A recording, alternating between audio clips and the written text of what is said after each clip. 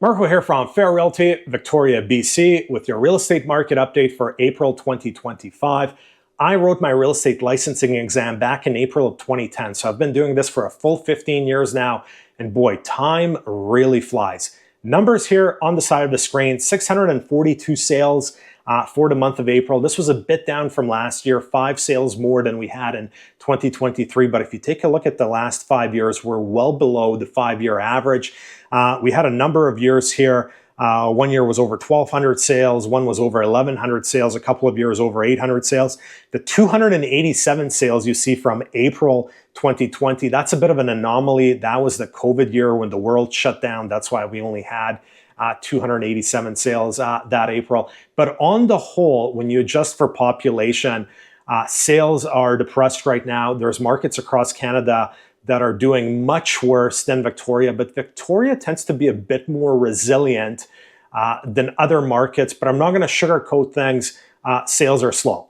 Next up, we have new listings coming to market. 1,629 new listings came to market. This was actually the second highest number of new listings we've seen come to market in April since we started keeping these statistics back in 1990.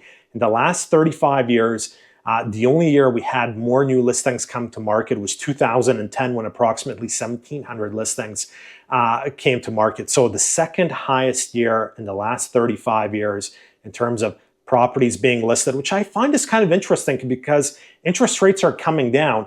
2023, we only had 1,036 new listings when interest rates were higher. Now that they're coming down, more sellers seem to be coming to market for whatever reason.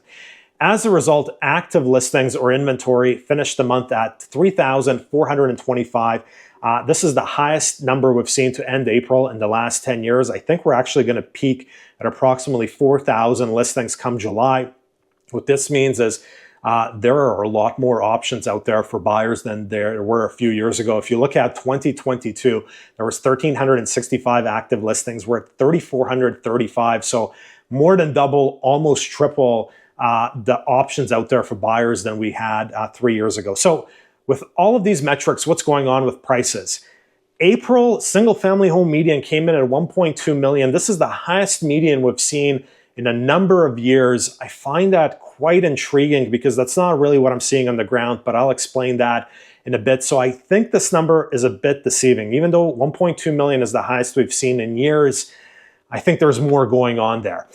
The median in 2024 was 1,145,000, and the median for a single family home so far in 2025 is running at 1,180,000, so showing upward pressure in that metric. And over to the condo median at 547,000. This was down from March, February, and January. The year-to-date median for 2024 was 540,000. This year, the year-to-date is 557,500, but in April we did see some downward price pressure. So what's going on out there on the ground? Are single family home prices really going up? The home pricing index also showed a 3% increase year over year, and on the ground, no, I'm seeing nothing of that sort. I had clients buy houses in April well below previous purchase prices. I had clients buy a house in the core Victoria, nice house. I think it was $58,000 below what the sellers paid back in 2021.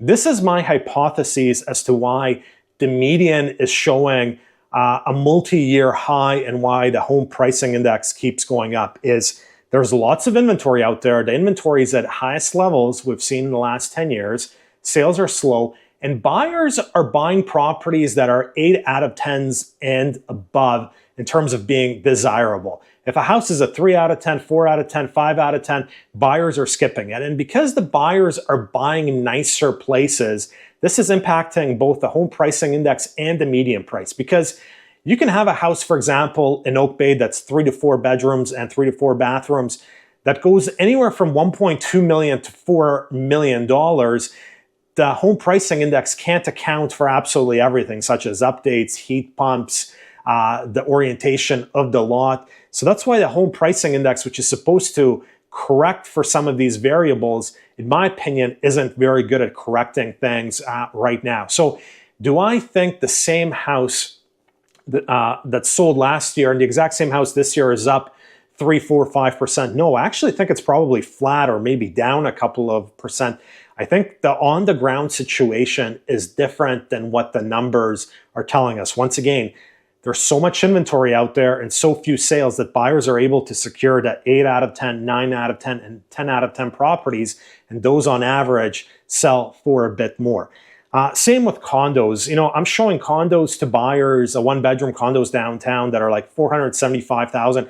3 years ago, these condos would have been close to $600,000. Now they're $475,000. But if you look at the numbers, they're not really showing any downward pressure.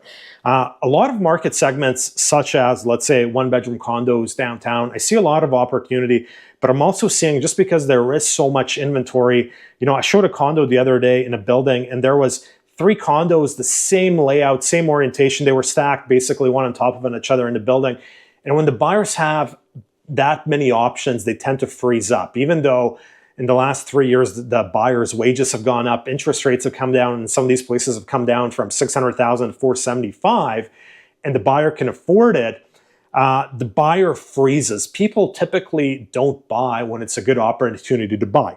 A few years ago, everyone was complaining about bidding wars, having to outbid 5 different buyers, having to go over asking price. Well, now that you can negotiate, you can do inspections, you can take your time, now everyone is hesitant to buy because everyone is fearful the prices might go down even further.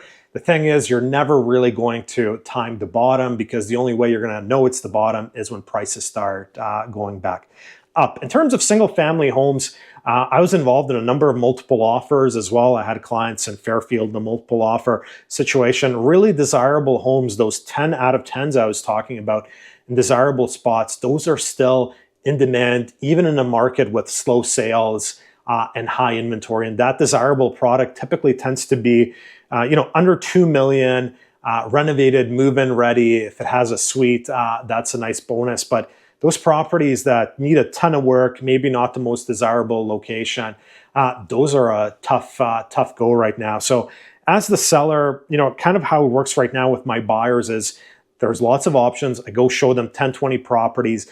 They pick the 8, 9, and 10 out of 10s, and then they make offers on those. And offers often lower than asking price unless it's a multiple offer situation.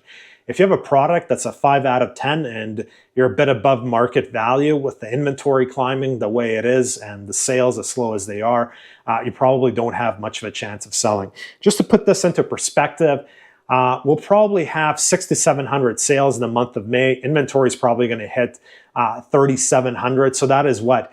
1 in 6, 1 in 7 sellers might sell in May. That means 5 out of 6 sellers on market will not have a successful sale in the month of May. If you want to sell and you want to be those 1 out of 6, you really kind of have to stand out with both the product and being sharp on the price. That's it for this week. Marko, Juras, Realty.